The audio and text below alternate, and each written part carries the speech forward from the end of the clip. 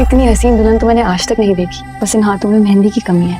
मौलवी साहब तो आ गए, लेकिन अभी तक वो साहब नहीं आए जिनको इश्क का बुखार बहुत जोर से चढ़ा था।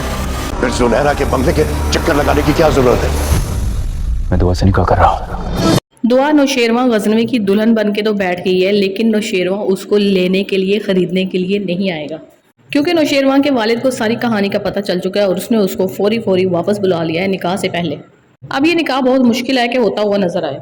ऐसे में हैरान हूँ कि नौशेरवां को बहुत अच्छी तरह से पता है कि ये लड़की एक लड़के के पीछे भाग चुकी थी, घर से भागी हुई लड़की है, तवाइफों के अड्डे पे बिक चुकी है और वहाँ से दूसरी दफ़ा जुनैरा के पास आई है और जुनैरा क्या काम करती है सब बहुत अच्छे तरीके से जानते हैं और किस किस्म की पार्टी में वो उससे इंट्रोड्यूस हुआ है। लेकिन उसका कोई ख़ानदान, उसकी कोई सोच ऐसी नहीं है कि ये लड़की मेरे लिए ठीक नहीं है।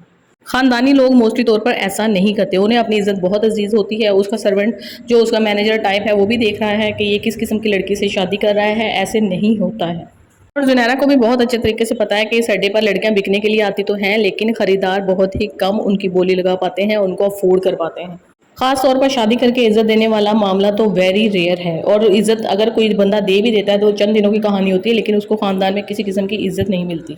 दूसरे नंबर पे कशमाला जो नौशेरवां की दीवानी है, उसके दिल पे तो बिजलियां गिर गई हैं सुनकर कि नौशेरवां शादी कर रहा है। उसने कहा कि मेरी तो पहले ही दाल नहीं गल रही थी, अब वो शादी कर लेगा अपनी पसंद से तो फिर तो मेरी तरफ मुँह उठा कर भी नहीं देखेगा।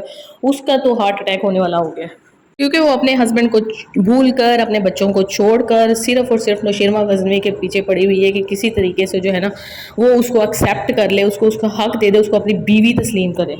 दूसरी तरफ फराज ने फ़िज़ा की ज़िंदगी जीरन की हुई है। उसको बहुत अच्छे तरीके से पता है कि ये दुआ की बहन है, आज नहीं तो कल ये भांडा तो फूट ही जाना है कि मैंने दुआ को घर से भगाया और बेचा, वो भी तवाइफों के पास। और जब ये पता चलेगा तो इसकी क्या इज्जत रह जाएगी, इसलिए वो फ़िज़ा को रखना नहीं चाहता। हालांकि फ़िज़ा हर तरीके से कंप्रोमाइज़ कर रही है, उसकी घटिया माँ के साथ भी कर रही है कि जिसने उसको फ़ौरन जॉब पे लगवा दिया, हालांकि वो जॉब नहीं करना चाहती थी। जॉब तो उसके बेटे को करनी चाहिए थी। उसको बहुत अच्छी तरह से पता है ये निकम्मा है, नालायक है, लेकिन वो उसकी हर तरह से फेवर करती है। तो शुरू में जब फराज को दिखाया गया था तो वो बिल्कुल भी एक बुरा इंसान नहीं था, बड़ा ही अच्छा, बड़ा ही लाइवली रोल था। ये फराज जो अब हमें नज़र आ रहा है ये तो कोई और ही फराज है, कोई और ही किस्म का बंदा है।